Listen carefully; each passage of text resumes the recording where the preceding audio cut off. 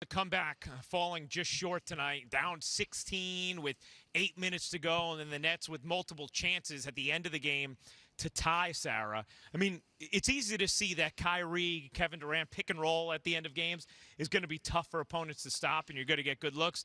But that look, maybe could have shot a three, but even still, Durant got the look he would have wanted, just didn't roll in. And we can sit here and try and pick apart or scrutinize that last possession, that last play, but I think it was just a small part of the issues that really occurred from start to finish of this game. More of it came down to the turnovers and the lack of attention to detail, turning over the basketball, second chance opportunities for Charlotte that led to so many extra possessions throughout the course of this game. And give the Hornets credit. They played with confidence. They did an excellent job at both ends of the floor defensively. They were very disciplined in executing their game plan. But I think for the Nets, this is something you go back and you think, now we have the film. We need to learn from this. And there's no opponent that you could take for granted. You need the same amount of focus and energy regardless of who you are playing.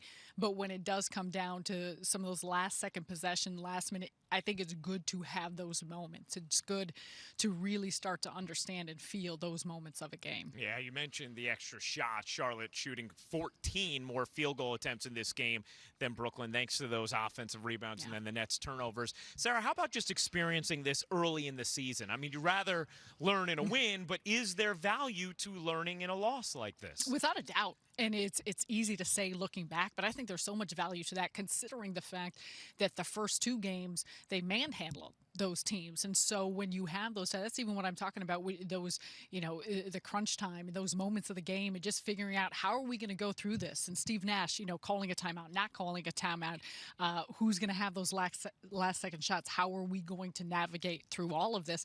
These are a part of the things that you build upon. And I think for this team, there was so much to look at. And they have stated this throughout the course of whether it's pregame, postgame practice, that they're not satisfied with the previous games they've done. They know that there is a lot of learning that goes along with that, and I think they're going to have a big chunk of it here to take tonight. Now, looking ahead to Memphis, second half of a back-to-back, we know with the Nets roster that could mean, absences from some key players. One guy who I would think may be in there regardless, Sarah, is Timothé Luwawu-Cabarrot, who was terrific in that fourth quarter, really building on what we saw at the end of last year. But it'll be a fun matchup against a Memphis team that's looked good at the start of this season. Yeah, I mean, what Ja Morant has been able to do, throughout the course of last season, coming in, the defending rookie of the year, I should say, and just the pieces of that team that's scrappy, they're hungry, and it's going to be a very good test. We'll also see, what the lineup looks like, what the personnel looks like for the Brooklyn Nets.